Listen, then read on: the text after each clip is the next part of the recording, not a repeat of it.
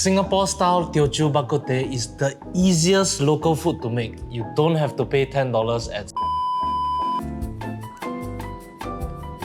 Scalding is more like 烫水而已, means like you just maybe pour hot water over it. We're blanching it today. The general rule of thumb is you just need to remove all the impurities. Once it starts boiling, give it about 10 to 15 minutes. For any pork dishes like this bak kut teh, or even when you're making braised pork, always blanch your pork first. We are removing the impurities, as actually you can see now. If you don't blanch the pork, it will get into your soup, and then your soup will be murky. You want your soup to be clear and smooth. Now that the pork is blanched, we're gonna strain it and then we're gonna wash it.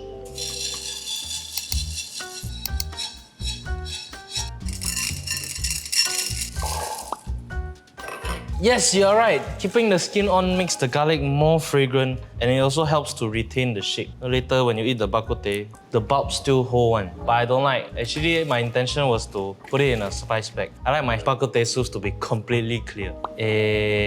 Buy a spice bag. I always buy at the downstairs, the 五金店. If not, I think Daiso also have. Bitter aftertaste most probably might be the pork is not fresh. If not, maybe you over toasted the garlic and the peppercorns. I have never had bak kut teh that had a bitter aftertaste before. I would try to avoid it. White pepper powder will make your soup very murky, and then you don't get that smooth and clear bak kut teh soup that you always get outside. You will get the same amount of pepperiness for too much intensity if you use the powder. But if you use the peppercorns, it'll be just the right amount of peppery. Once the whole soup is cooked already, when you're ready to eat already, you find your soup not peppery enough, please go ahead and add more white pepper powder.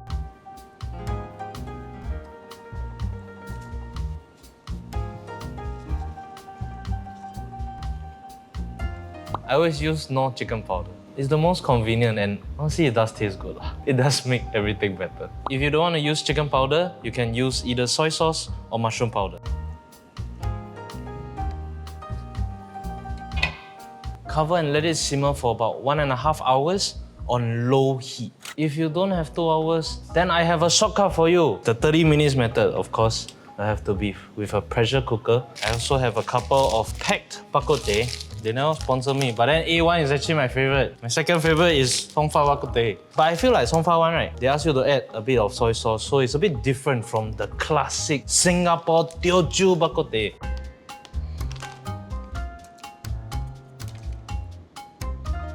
There are two reasons why your pork ribs are not tender and dry. First one is the cut of the pork ribs. What you want are spare ribs, which we are using today. Second reason is you're cooking the bak kut teh at too high of a temperature. You never want to bring it to a boil. You want it to be a gentle simmer for 1.5 hours to slowly render that fat but not melt it. And that's the key of keeping your meat tender and soft.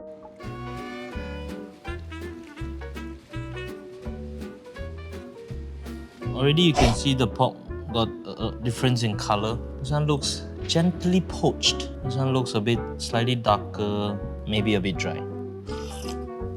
Sweet, yeah? A1, really not bad. So now I'm gonna try the slow cooked version. Oh, this one you really can taste, like what I said at the start, the fragrance of the white pepper but not super spicy. And then also the sweetness of the pork, slightly toasted garlic, that sweetness. This one is the packet one, don't have. Now I try the meat. Back to Instant Pot. Soft, but the meat is slightly dry. Slow cook.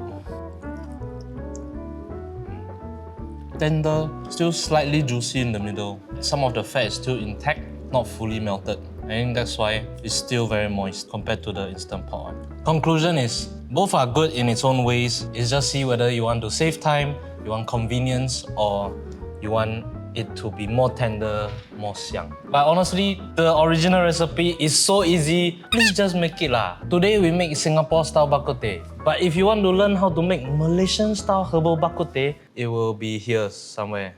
Let me know what other hawker food you want me to make. I'm back making hawker food.